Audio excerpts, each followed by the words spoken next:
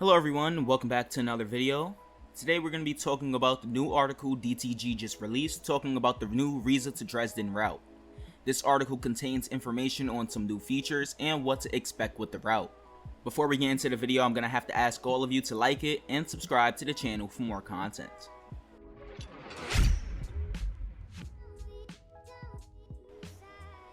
Now let's start reading the article. Get ready to experience complex operations out of the iconic Dresden Hauptbahnhof, with commuters and international travelers converging to make a hustle and bustle mix of S-Bahn, regional, intercity, and freight traffic. Explore the 51-mile route from Dresden Hauptbahnhof to Riesa Hauptbahnhof via the fast and slow lines, including Grobenhain, across 6 exciting scenarios in Train Sim World Rush Hour, Dresden. So, we've already known that we'll be getting freight traffic along with regional and commuter traffic with the S-Bahn and I believe the Talent 2 running the freight, the regional traffic. I feel like this route could give a similar experience to that of Schnellfahrstrecke Cologne to Aachen. I do like that they're including the fast and slow lines. I assume the fast line will be the IC and ICE lines, because I do remember them mentioning that we will get a layer for them later down the line. I believe that's later in this article though, that they'll get into that, but it's nice that we're seeing multiple different types of services and stuff. I do like that. But one thing I noticed with this picture that we're looking at right now, I don't see the route number on the Talent 2's PIS screen in the front, where it would normally say the route number, you know, RE9 to Aachen or whatever on certain routes. I don't see the route number. It could just be like this is just a work in progress picture, so the route number isn't showing because it's not fully ready yet, but I'm not really sure. But let's continue. See 2 different views out the windscreen as you take on the challenges of regional, S-Bahn, and freight services with the DB BR 442, BR 143, BR 146.2, BR 363 in the blue livery I see, and the MRCE 185.5 and MRCA Black. Plus, take control of IC and ICE services with the 406, ICE 3M, and BR 101 available separately. So the BR 101 is the intercity DLC train for, I believe, Hauptstrecke Rhein-Ruhr.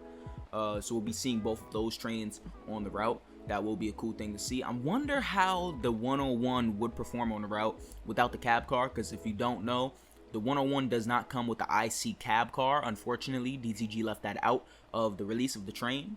But here we see all of the trains that we can see on the route, possibly. And one thing that worries me a bit is how will this work on consoles, last-gen consoles specifically? We know how Hauptstrecke Munich to Augsburg went down with all of the layers not being accessible from the previous gen consoles, and this is a whole bunch of trains. And I remember them saying the more trains, the more different types of trains you have, the more memory that takes up on the system, which eventually makes it crash and performance gets low. So we have the 442, the 143, 146.2, 363, and 185 in just the base route. That's 5 trains altogether. I don't remember the last time we got that many trains in the base route. I don't think we ever have. I think the closest we might have got was maybe GWR, since it included the 166, 43, and the class 66. But this is 5 trains in one route. Not sure how well that will work together, depending on how detailed everything is and how much memory everything takes up. But then you add on the 406 with the ICE and the 101, the BR 101, the intercity services, and that brings the number to 7. I'm not sure really how it would perform on a route like this. You know, we know that Munich to Augsburg, you was able to layer on, I believe, the BR 182, the 425. The 146, the 143 maybe, and I'm not sure really how this is gonna work. We know that wasn't available on consoles to use the extra layers, the regional layers, and I feel like it might be the same way with the IC and ICE layers, but they haven't mentioned anything on that. We'll just have to see what they say about that in the future, I guess. But here we go. Dresden takes advantage of all of the new features of rush hour. Feel the rush as you travel from station to station, seeing a greater variety of passengers and higher passenger volumes at peak times. We've already seen this with the Boston Sprinter route, more passengers and more of a different variety of passengers, more diversity between them. This is nothing new to rush hour right here.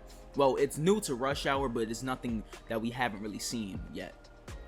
And it also says, new to the route comes reflective signage and atmospheric lighting that brings the night to life. Now, this is the part that gets me. New night lighting. I don't know how to feel about this. I've said multiple times that DTG's lighting in general is just horrible. We can all agree on that. It's horrible.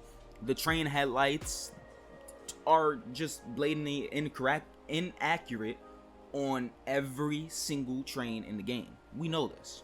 The lights don't shine far enough, the lights don't shine bright enough, and we know that the night lighting is arguably one of the worst aspects of the lighting in the game. Night lighting, basically the trains glow in the dark, and it's way too dark in certain instances and way too bright in other instances where it shouldn't be, you know.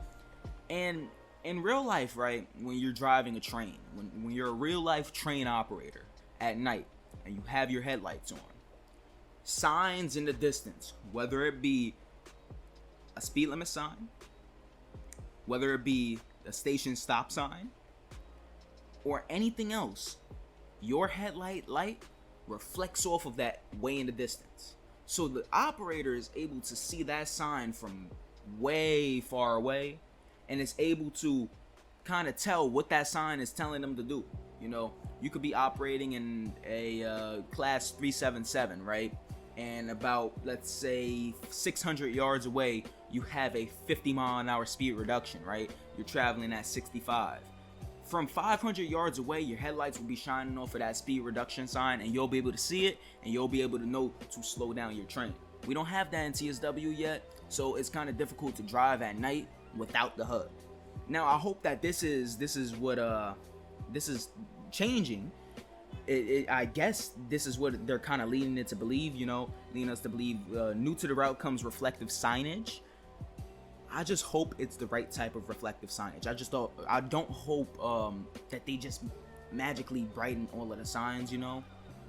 I feel like that's what they might do, and it might make it look weird during the daytime, but I really do hope the lighting in general has been improved. And if it has, then that brings us to another question. Why wasn't that originally implemented in Boston Sprinter? These three routes, Boston Sprinter, London Commuter, and Dresden Riesa, they're all a part of the rush hour package. If they were working on reflective signage for Riesa to Dresden, why not give it to the other two routes? Now, we don't know if London Commuter doesn't have it or does have it yet, but why not give it to Boston Sprinter, the route that just came out? I'm not sure how I feel about this new atmospheric lighting and reflective signage. Definitely the bar is high. We're holding our hopes up to see what DTG does with this new feature. And I don't know. We're definitely gonna have to see when they review the route and give us our previews, but it's very interesting talking about reflective signage and atmospheric lighting. That's the part of this whole article that kind of gets me.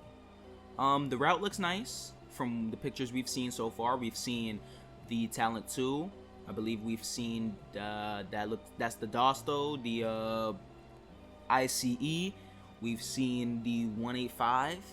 So we're definitely starting to get some new information for the route. We're definitely starting to see that. I believe the route should be releasing maybe the next 2 weeks is my guess. Maybe 3 weeks at most, which will push the Brighton Main Line out of the summer range. But honestly, who cares? As long as the route is worked on for long enough, and as long as it's high quality, shouldn't really matter how long it is until the race, you know.